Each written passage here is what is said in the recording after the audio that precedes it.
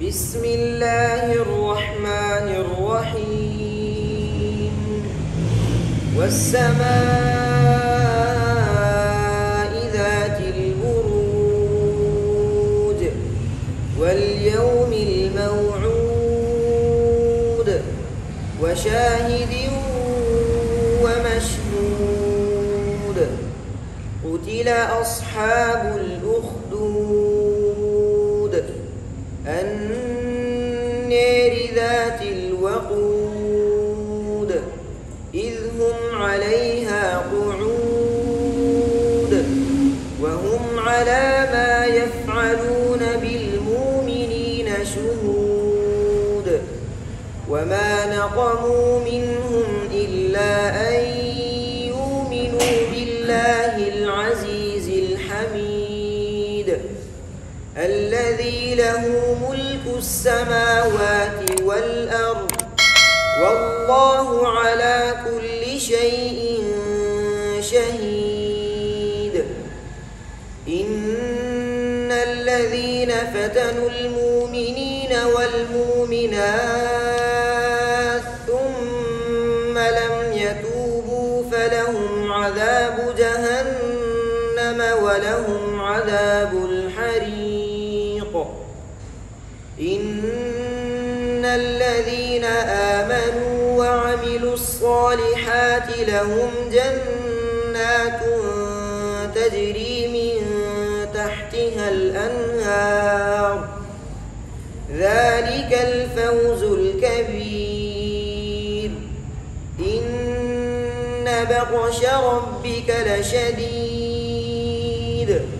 إنه هو يبدئ ويعيد وهو الغفور الودود ذو العرش المجيد فعال لما يريد هل أتاك حديث الجنود فرعون وثمود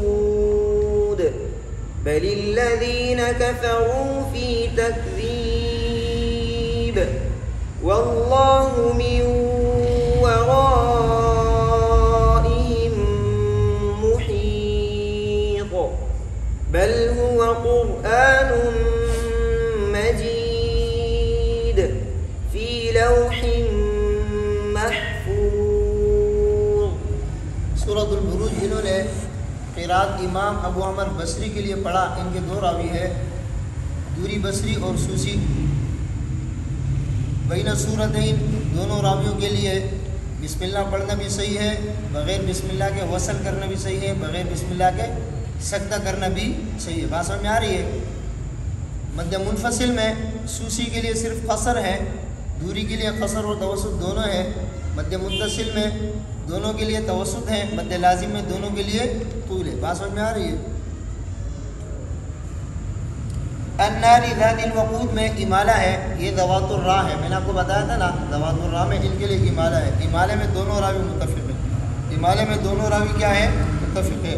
اچھا یہ بات یاد رکھنا, النار جیسے کلمات ہیں ان میں امالہ اس وقت ہوگا جب را کے نیچے زیر ہوگی. را کے نیچے کیا ہوگی؟ زیر. زبر اور پیش کی صورت میں امالہ نہیں ہوگا. بات سمجھے؟ بالمؤمنین یہاں پر سوسی کے لیے حمزہ کو واو سے تبدیل کیا ہے سوسی نے. ان کے لیے جو ان کا جو روایت ہے اس کے لیے شرائط یہ ہے کہ جب حمزہ ساکنہ سے پہلے پیش ہوگا تو حمزہ واو سے, اور حمزہ سے پہلے ساکنہ سے پہلے زیر ہوگا تو حمزہ یا سے, اور اگر حمزہ ساکنہ سے پہلے زبر ہوگا تو حمزہ الف سے تبدیل ہوگا. بات سمجھ میں آ رہی ہے؟ ہاں, تو یہاں پر حمزہ سے پہلے پیش تھا تو حمزہ کو کس سے تبدیل کیا؟ واو سے تبدیل کیا, مومنین. بات سمجھے؟ اسی طرح ایومینو کے اندر بھی یہی قاعدہ ہے, حمزہ ساکنہ سے پہلے پیش ہے تو حمزہ ساکنہ کو کس سے تبدیل کرتے ہیں؟ واو سے تبدیل کرتے ہیں. مومنین کے اندر بھی یہی قاعدہ ہے, ہاں, اور مومنات میں بھی یہی قاعدہ ہے. لیکن مومنات کے اندر جو ہے نا کیا نام ہے, آگے ثم کے ساتھ جس کا کیا ہے؟ ادغام ہے. ثم کے ساتھ کیا ہے؟ ادغام ہے. بات سمجھ میں آ رہی ہے؟ ثم کے ساتھ ادغام ہے, یعنی تا کا ثا میں ادغام ہے. یہ ادغام یہ بھی جو ہے نا کیا نام ہے سوسی کے لیے. کس کے لیے ہے؟ سوسی کے لیے. بات سمجھے؟ یہاں پر مومنات کے اندر جو واو سے تبدیل ہوا ہے, مومنین کے اندر جو واو سے تبدیل ہوا ہے, یہ اختلاف بھی سوسی کے لیے ہے، اور تا کا تا میں ادغام یہ اختلاف بھی سوسی کے لیے ہے۔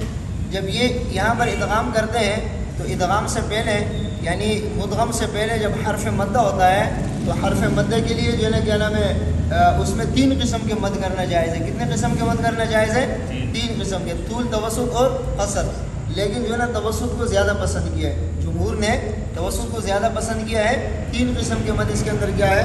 جائز ہے۔ بات سمجھ میں آ رہی ہے؟ لیکن اگر آپ نے شروع سے توسط کیا تو آخر تک کیا کریں گے؟ توسط کریں گے۔ بات سمجھے نا؟ اس چیز کا رعایت کریں گے۔ الا ہوا کے اندر ہاں کا ہاں میں ادغام ہے، کس کے لیے ہے؟ سوسی کے لیے۔ واہ ہوا، واہ ہوا، فا ہوا، ثم ہوا، ثم ہیا، فہیا، اس طرح کے کلمات میں ہاں ساکن پڑھتے ہیں، یہ دونوں راویوں کے لیے ہے۔ کس کے لیے ہے؟ دونوں راویوں کے لیے۔ اسی طرح ودود اور ذو العرش المجید کے اندر اس کو جب ملا کر پڑھیں گے تو دال کا دال میں ادغام ہے، دال کا دال میں کیا ہے؟ ادغام ہے۔ اس صورت میں دال سے پہلے یعنی مدغم سے پہلے جو حرف ہے وہ جو ہے نا کیا نام ہے؟ حرف مدہ ہے۔ کیا ہے؟ حرف مدہ ہے۔ تو حرف مدہ کے اندر جو ہے نا کیا نام ہے؟ 3 قسم کے مد جائز ہے۔ کتنے قسم کے مد جائز ہیں؟ 3 قسم کے، طول، توسط اور قصر۔ میں نے آپ کو کہا کہ جمہور توسط کو کیا کرتے ہیں؟ پسند کرتے ہیں۔ بات سمجھ میں آ رہی ہے؟ اور یہ جو ہے نا کیا نام ہے؟ یہ ادغام اور یہ مد یہ دونوں سوسی کے لیے ہے۔ کس کے لیے ہے؟ سوسی کے لیے۔ سمجھے؟